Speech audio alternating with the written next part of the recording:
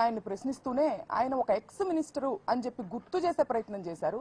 అయితే ఆయన్ని రెచ్చగొట్టినప్పుడు కానీ మీ పార్టీకి సంబంధించిన వారు ఆయనకు సంబంధించినటువంటి మహిళలమైన మా మీద దాడి చేసినప్పుడు కానీ మీకు ఆయన ఒక ఎక్స్ మినిస్టర్ అని మీకు గుర్తు లేనట్టుంది. అయితే ఎనీహౌ అసలు ఇది మొత్తం ఎక్కడ మొదలైంది? ఇది మొత్తం వెంకటేశ్వర స్వామి వారిని మీరు ఇవాళ ఒక వైసీపీకి సంబంధించినటువంటి రాజకీయ నాయకుడిగా చూస్తూ ఆయన మీద పోస్టర్లు వేసి దుష్ప్రచారం చేస్తూ ఆయనకి దుస్థితి కల్పించారు.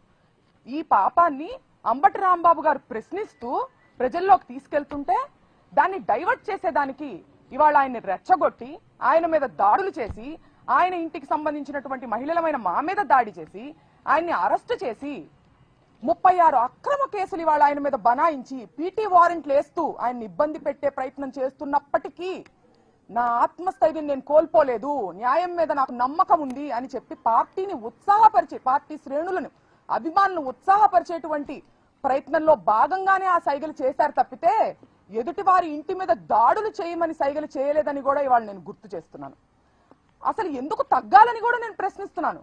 రెడ్ బుక్ రాజ్యాంగం ఇక్కడ జరుగుతుంది. ఒక ప్రజాస్వామ్యంలో నియంత పాలన జరుగుతుంది. ఇక్కడ డాక్టర్ అంబేద్కర్ గారు రాసినటువంటి రాజ్యాంగానికి విరుద్ధంగా మీరు రెడ్ బుక్ రాజ్యాంగం నడిపిస్తుంటే మిమ్మల్ని క్వశ్చన్ చేయకూడదా? మళ్ళీ ఒకసారి స్పష్టం చేస్తున్నాను, మీ అక్రమానికి మీ దౌర్జన్యానికి తగ్గేదే లేదు.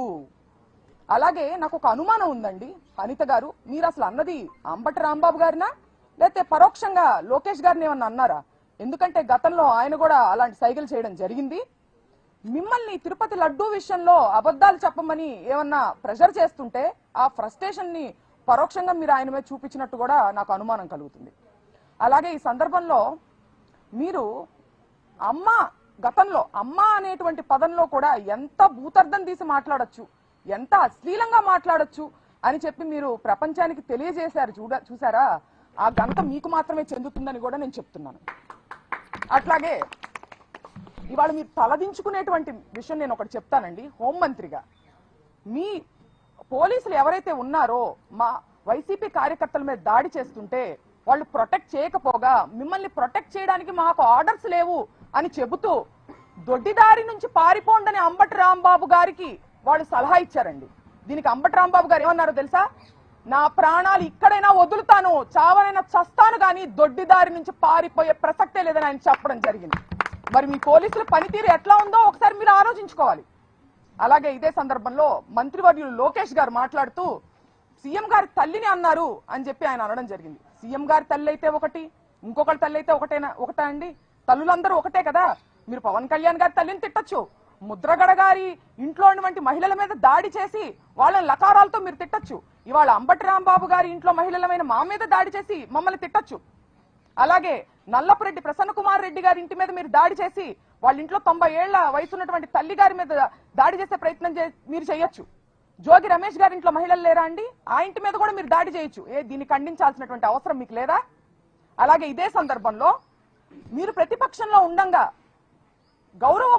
అప్పటి గౌరవ ముఖ్యమంత్రి జగన్మోహన్ రెడ్డి గారి మీద మీరు లండన్ కి వెళ్లారు అనే ప్రస్తావనతో మీరు ఎట్లాంటి అశ్లీల వ్యాఖ్యలు చేశారో మీరు ఒకసారి గుర్తు చేసుకుని ఆత్మవిమర్శ చేసుకోవాల్సిన అవసరం ఉందని కూడా ఈ సందర్భంగా నేను లోకేష్ గారికి తెలియజేస్తున్నాను. అలాగే ప్రశ్నించడానికే ఉద్భవించింది జనసేన పార్టీ అని చెప్పారు పవన్ కళ్యాణ్ గారు. మరి ఈ ప్రశ్నలన్నీ ఎందుకు ఆయన అడగట్లేదు అనే ఒక పెద్ద ప్రశ్న మా అందరికీ ఉందండి.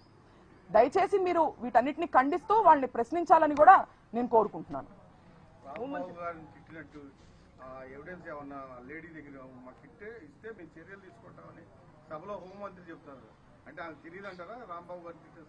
అంటే ఎంత దురదృష్టం అంటే అండి, ఇవాళ ఆవిడ మహిళ ఒక హోమ్ మినిస్టర్, ఒక రాష్ట్రానికి సంబంధించిన హోమ్ మినిస్టర్ అనేది ఆవిడ మర్చిపోయారు. కేవలం ఒక టీడీపీకి సంబంధించినటువంటి కార్యకర్తగానే ఆవిడ స్పందిస్తున్నారు. ఇరుపక్షాల ఉన్నటువంటి తప్పుల్ని ఖండించాలి వివక్ష లేకుండా అనేది ఆవిడ బాధ్యత కాదా? ఇటు పక్కన వాళ్ళ గ్రంథాలయం చైర్మన్ వందన గారు చేసినటువంటి వ్యాఖ్యలు ఆవిడకి చేరలేదా? అవి రెచ్చగొట్టేటివి కాదా? గల్లా మాధవి గారు తరువాత రోజు దాడి జరిగి అరెస్టు జరిగిన తరువాత రోజు కూడా ప్రత్యక్ష ప్రసారంలో కూర్చుని ఆవిడ మమ్మల్ని బెదిరిస్తూ రెచ్చగొట్టేటువంటి వ్యాఖ్యలు ఖండించాల్సినటువంటి బాధ్యత హోమ్ మినిస్టర్ గా ఆవిడకి లేదా అని సందర్భంగా నేను ప్రశ్నిస్తున్నాను. దాదాపు 25 మంది మీద ఎంతమంది మీద అరెస్ట్ చేసి ఉంటారు, ఎంతమంది మీద కేసు ఎఫ్ఐఆర్ రిజిస్టర్ చేసి ఉంటారు? హోంమంత్రి మీరు ఏమైనా ప్రశ్నిస్తున్నారు? ఏమండి, దాడి చేసినటువంటి వాళ్ళని అదే మాటలు మాట్లాడి రెచ్చగొట్టినటువంటి వాళ్ళ మీదేమో స్టేషన్ బెయిల్ ఇచ్చి పంపించేశారు. ఈయనేమో దాడి విక్టిమ్ నేమో తీసుకెళ్లి సెంట్రల్ జైల్లో పెట్టడం జరిగింది. ఎటువంటి యాక్షన్ తీసుకున్నారో మీరు చూడొచ్చు కదా, అక్కడ తెలుస్తుంది కదా.